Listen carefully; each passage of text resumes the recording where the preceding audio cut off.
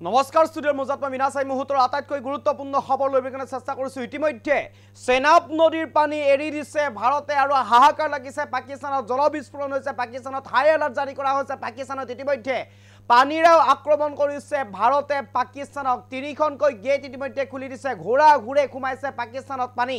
এক প্ৰকাৰ এতিয়া হাই এলাৰ্ট জাৰি কৰা হৈছে পাকিস্তানত। ভিন্ন অঞ্চলত এতিয়া জলমগ্ন হৈ পৰিছে পাকিস্তানৰ। এই মুহূৰ্তত সবিশেষ লৈ বিকানে চেষ্টা কৰিছোঁ আপোনালোকৰ বাবে। এই মুহূৰ্তে আটাইতকৈ গুৰুত্বপূৰ্ণ খবৰ, পাকিস্তানত ভয়ংকৰ জলবিস্ফোৰণ। পাকিস্তানত ভয়ংকৰ জলবিস্ফোৰণ আৰু ইতিমধ্যে ভাৰতে পানী এৰিছে। ভাৰতে এৰিলে পানী, ভাৰতে এৰিলে পাকিস্তানলৈ পানী। ৰিয়াছিৰ সালালৰ তিনিখনকৈ গেট খুলিলে পানীৰ। ৰিয়াছিৰ সালালৰ তিনিখনকৈ গেট খুলিলে পানীৰ। আৰু চেনাব নৈৰ ওপৰত থকা বগলিহাৰ আৰু চালাই বান্ধৰ পানী এৰি দিছে ভাৰতে, যাৰ বাবে এতিয়া জলমগ্ন হৈ পৰিছে পাকিস্তানৰ ভিন্ন অঞ্চল।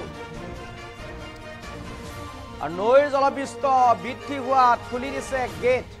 নৈৰ জলপৃষ্ঠ বৃদ্ধি হৈছিল, গেট বন্ধ কৰি থৈ দিয়াৰ বাবে, আৰু জলপৃষ্ঠ বৃদ্ধি হোৱাৰ বাবে এনেদৰে গেট খুলি দিছে এতিয়া পাকিস্তানলৈ বুলি।